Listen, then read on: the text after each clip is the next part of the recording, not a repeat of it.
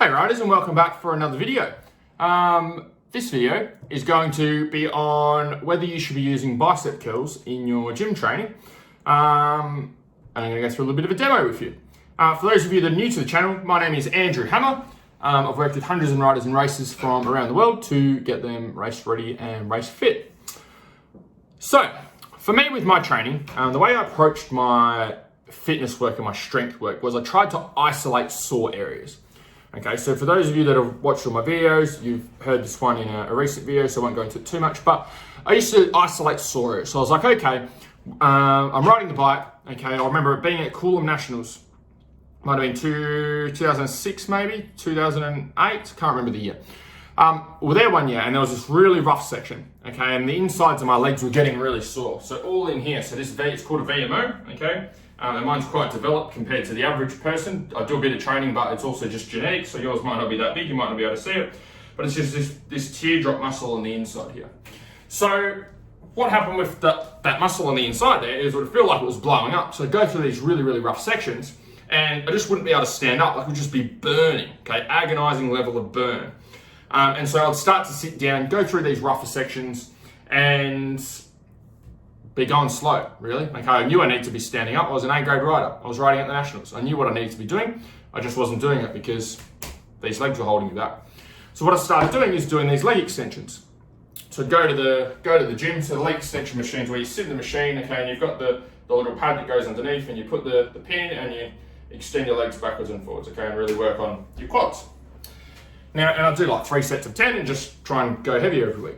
Now, even with doing that, I still had the same problems out on the bike. And you'll think, okay, well, if that muscle's weak and hurting you and you get it stronger, surely it's going to help. But the thing is, it didn't, okay? So when it comes to bicep curls, okay, or when it comes to strength training in general, we've got 2 types of movements. We've got isolation movements and we've got multi-joint movements. Isolation movements are movements that use one particular joint or move one particular joint and isolate a specific muscle. So if I give you an example here, I'll go on my knees so you guys can see me. Okay, so if I go here and I've got my elbows tucked in and I start from here and I go up, that's a bicep curl. Okay, now the main muscles that are working here, as you can see, I've got maybe a bit of grip work holding onto the bar. I've got my bicep working. Okay, you can see that working, contracting and relaxing as I go down.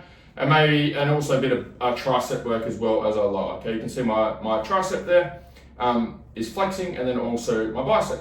Now, when I do this, my core, soft as, okay? Upper back, maybe working a tiny little bit, but nah, not really. Hamstrings, no. Quads, no. Calves, no. Feet, no. Okay? Traps, maybe a little bit, all right? But the main major muscle groups that are working is really the bicep. Okay, that's the main one that's working. Every other one has a very, very minor part in moving that particular way. So, the reason we don't want to do those types of exercises and we don't want to be doing a whole heap of bicep curls is because that's not how you move on the bike. So when you're on the bike, and let's say you're in the attack position, okay, so these are my handlebars, this is my bike, and I'm in the attack position, right? What's happening is my biceps aren't working on their own. So let's say I'm going through a really rough section, okay? My arms are moving backwards and forwards, and my leg, I'm moving up and down off the seat, okay? It's hard to do it without an actual bike, but we're getting into those positions, okay? Arse is going back and down off the seat, arms are coming backwards and forwards. Now when that's happening, my biceps aren't just working by themselves. So when I'm holding myself on the bike in this attack position, everything is working from head to toe, guys. My feet are working to hold me on the pegs, my adductors are holding to grip me into the tank. My legs are working to move me up and down on the seat. My hamstrings and glutes are also contributing to that. My core is held nice and tight to keep my back nice and straight so I'm not rounding over and collapsing and falling off the bike. I've got my triceps and biceps working. I've got my grip working to hold onto the handlebars. I've got my upper back working to help pull the bike backwards and forwards. We've got all these muscle groups working. Okay, everything is working from head to toe as we move around the track. And that's why riding and racing is so hard. Okay, because every muscle group is working. So, what we need to use in our training is what we call multi-joint movements. So multi-joint movements are movements which incorporate multiple joints and multiple muscle groups. So what are some movements that do this? 2 good ones to start with for you guys, a back squat and a deadlift. So, start with a deadlift. So deadlift, we've got our weight bar, We start at the ground, we're going to take out the wall, okay? Nice straight back, and then we stand up into a standing position. Then we bend back over, okay, and then we go back into a standing position. Lower nice and slowly, and then back into a standing position. No, lower nice and slowly, and then back into a standing position. Okay, now the reason this movement's so good is because number one, we can load it up with a reasonable amount of weight. However, when I'm in this position here, I've got my core working to keep my back straight. I've got my upper back nice and tight to hold onto the weight. Okay, I've got my hamstrings working, I've got my quads working, I've got my glutes working, I've got my calves working, I've got my feet working. I've got my whole body working to lift this weight. Okay, so if we're moving the weight well and you've got good technique and good movement, then you're going to be using all the muscle groups. If you get a sore back or a particular area of your body which gets antagonized by doing this particular movement, the common one is lower back, then it just means you've got an imbalance there. You're either not performing the movement correctly, or there's something wrong with your body that we've got to work on. Could be posture, could be flexibility. Most of the time it's going to come down to how you do the movement. Everyone says they have good technique, okay? At the end of the day though, technique is not good or bad, okay? It's on the scale of 1 to 10. It's like riding.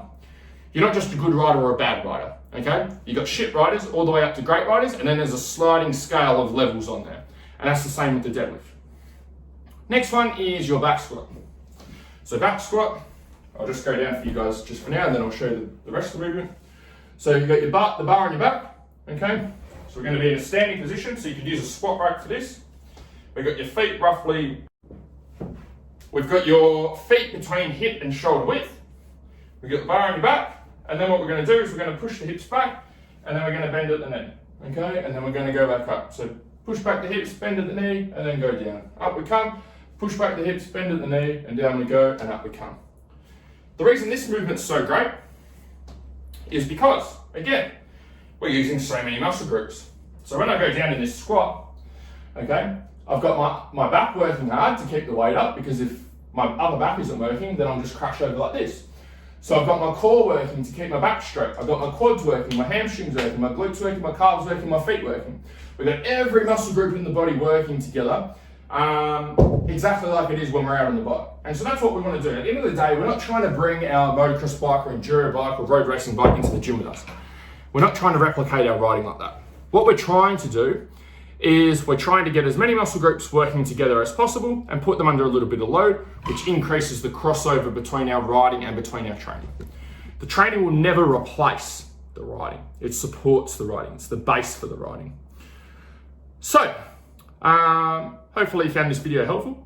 If you'd like some help with this stuff, you want to know exactly what exercises you need to be doing, stop wasting time doing shit that doesn't work, you can apply to work or to join my Faster Laps program. You can either click the link up there or down there, which will give you all the info you need to apply, and then we'll go from there. But otherwise, hopefully you guys enjoyed this video and you're enjoying the new camera angle. Maybe give me some feedback down below in the comments if it's better or worse. Otherwise, I'll chat to you guys soon. See ya.